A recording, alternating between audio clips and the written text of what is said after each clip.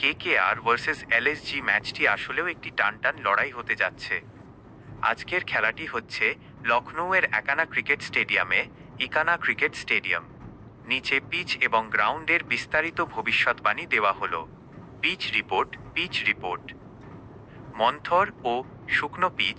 একানার pitch সাধারণত বেশ ধীরগতির slow হয়। এখানে বল ব্যাটে আসতে কিছুটা সময় নেয়, ফলে বড় শট খেলা ব্যাটারদের জন্য চ্যালেঞ্জিং হতে পারে। স্পিনারদের দাপট। এই পিচটি কালো মাটির ব্ল্যাক সয়েল হওয়ায় স্পিনাররা বেশ টার্ন এবং গ্রিপ পাবেন। মাঝের ওভারগুলোতে বরুণ চক্রবর্তী ও সুনীল নারিন বনাম লখনৌয়ের স্পিনারদের লড়াই দেখার মতো হবে। Scoring pattern.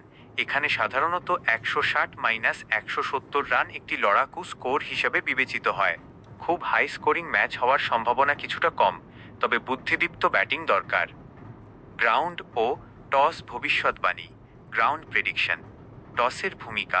সন্ধ্যের ম্যাচে শিশির, ডিউ একটি বড় ফ্যাক্টর হতে পারে। তাই যে দল টস জিতবে তারা সম্ভবত প্রথমে বোলিং করার সিদ্ধান্ত নেবে, যাতে দ্বিতীয় ইনিংসে ব্যাটিং করা কিছুটা সহজ হয়। Head to head record. পরিসংখ্যান অনুযায়ী লখনৌ সুপার জায়ান্টস এলএসজি কলকাতার চেয়ে কিছুটা এগিয়ে আছে, 5-2।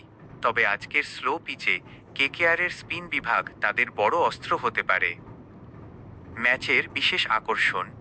লখনৌয়ের ভরসা ঋষভ পন্ত এবং নিকোলাস পুরান, যারা এই পিচেও দ্রুত রান তুলতে দক্ষ।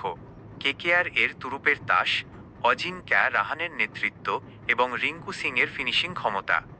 সব মিলিয়ে ম্যাচটি আসলেও ভয়ানক বা উত্তেজনায় ঠাসা হতে চলেছে, কারণ লড়াইটি হবে মূলত ধৈর্য এবং স্পিন বোলিংয়ের। আপনার প্রিয় দল কোনটি, কেকেআর নাকি এলএসজি?